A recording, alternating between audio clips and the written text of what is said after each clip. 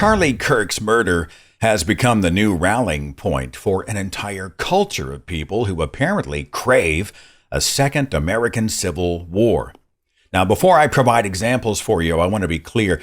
Calls to violence and cheers of violence are not the sole domain of any tribe, group, political party, camp, etc. But today, the right is claiming that calls to violence, extremism, etc., and the shooting of Charlie Kirk are part of a liberal disease. It's those woke lefties who are the ones who have dehumanized. It's their violent rhetoric which caused the killing. We saw this claim just recently with White House Deputy Chief of Staff Stephen Miller when he tweeted that our institutions are infected with wicked ideology, threatening our children, society, civilization. Now, anyone who understands the power of language, the nuances of language, realizes that this is holy crusade messaging, and it has a purpose. It's designed to prime this country for a right-wing takeover of the culture. After all, anybody who is not part of the righteous right is an enemy. They're an enemy of religion. They're an enemy of freedom. They're an enemy of America. Those who dare to speak dissent, they are traitors. The left has been saying put a bullseye on Trump, a bullseye on his supporters. Charlie Kirk's a casualty of war. We're in this country. We are. They are at war with us. Whether we want to accept it or not, they are at war with us. And what are we going to do about it? Now, the assassination of Charlie Kirk must be condemned without hesitation. Of course, this morning an arrest was made, a suspect is in custody, and whoever's responsible should be prosecuted to the fullest extent of the law. And yet Charlie Kirk's murder does not make him a martyr or a hero. It doesn't mean Charlie Kirk was a good person. And yet moments after he was fatally shot in the neck at Utah Valley University on the 10th of September, his name immediately became deified. Charlie Kirk has been a convenient poster boy, yet another excuse for the righteous right to declare holy war upon the wicked, anybody who disgusts them. Maybe you saw that press conference with South Carolina Representative Nancy Mace. Enough is enough. And now I have to deal with real safety concerns. It sounds like the shooter was a tranny or pro-tranny. And just because I want to protect women, that I'm worried about getting murdered? Are you fucking kidding me? Florida Representative Anna Paulina Luna blamed everybody who sounded the warning about fascism in this country. She said they're the problem. She used Charlie Kirk's murder as an opportunity to rant about her pet outrages, and she says the opponents of fascism are the hate they claim to fight. President Donald Trump wasted absolutely no time. Again, with no suspect found or named at that time, he said the radical left was responsible. For years, those on the radical left have compared wonderful Americans like Charlie to Nazis and the world's worst mass murderers and criminals. This kind of rhetoric is directly responsible for the terrorism that we're seeing in our country today. Interestingly, Trump ordered all American flags to be lowered to half-mast. This is something he has never done. He certainly didn't do it after the murder of prominent Democrats Minnesota State Representative Melissa Hortman and her husband, Mark. When Trump was asked if he was going to reach out and speak with Tim Walz, the governor of Minnesota, after that terrible murder, he blew it off. He said, it's a waste of time. It wasn't a waste of time for Donald Trump to pardon the insurrectionists of January 6th.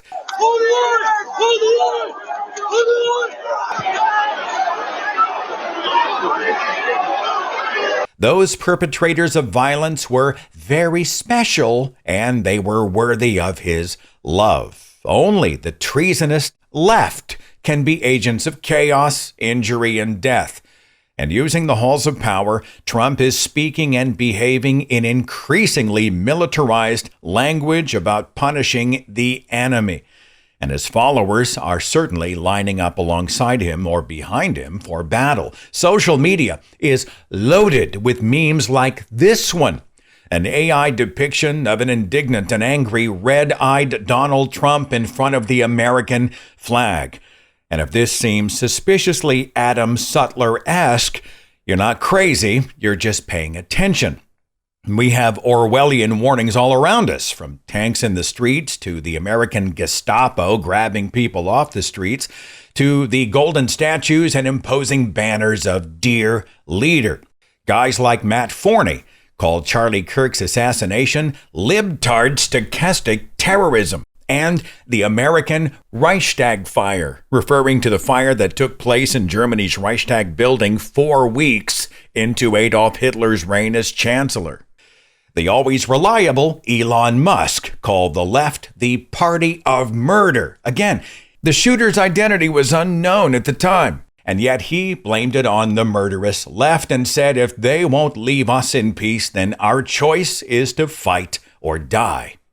3 guesses as to who he means by they. They is also the term used by far-right political activist and conspiracy theorist Laura Loomer. They sent a sniper. You could be next. The left are terrorists. Loomer also managed to sneak in some if this is true implications about trans terrorists. She also said Charlie Kirk's murder is a justification to forcibly remove every Obama and Biden political appointment from the federal government. The wicked are infiltrating. They must be excised and crushed. The treasonous must be purged. We are on the cusp of civil war, and people like this say they're geared up, ready, and even eager for war. Militias? They're as heavily armed as they are activated by propaganda mills like Fox News and Newsmax.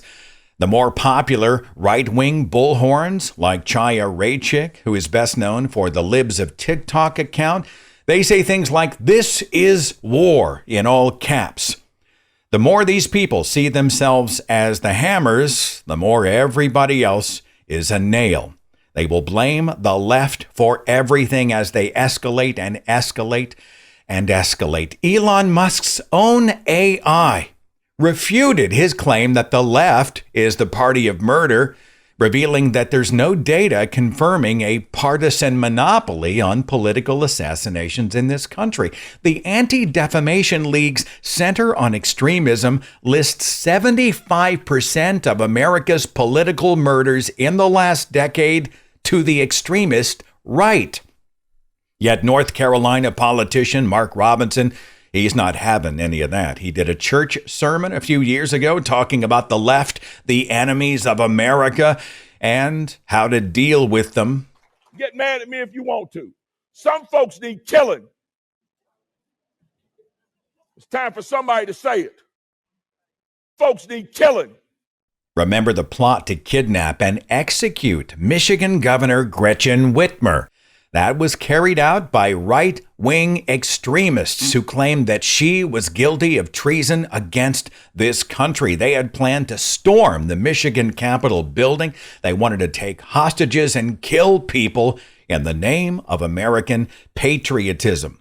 And don't let right-wing pearl clutchers lament all the lefty cruelty without showing them the logs in their own eyes. Remember back when Nancy Pelosi's husband, Paul, was assaulted at his home by a far-right QAnoner who fractured his skull with a hammer? It was Donald Trump Jr., our own president's son, suggesting a Halloween costume commemorating that day. And yes, it was none other than Charlie Kirk who recommended the attacker be released from jail. Now, nobody's saying that there are not left-wing extremists. Anybody with eyes and ears has seen examples on the political left of people who've been dancing on Charlie Kirk's corpse, with 5.5 billion people all around the world on social media. And given our charged and polarized political world, we're always going to see the best and worst in people. I do think it's important to be on the right side of an issue where more than one thing can be true at the same time. And don't be a binary thinker on this. Charlie Kirk's murder is an atrocity. It should be condemned. But the events of September 10th did not make Charlie Kirk a good person. This guy invoked the Old Testament's command to stone gay people to death. He called Black Lives Matter race hysteria, and he said Dr. Martin Luther King was an awful person.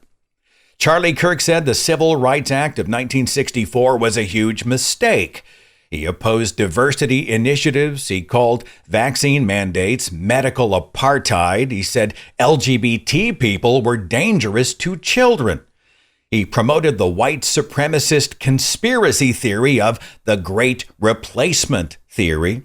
He ranted about prowling blacks targeting white people for fun. He told Taylor Swift that she's a woman, so she should submit to her husband. She's not in charge. He declared that if his 10-year-old daughter was raped, he would force the child to carry the rapist baby to term.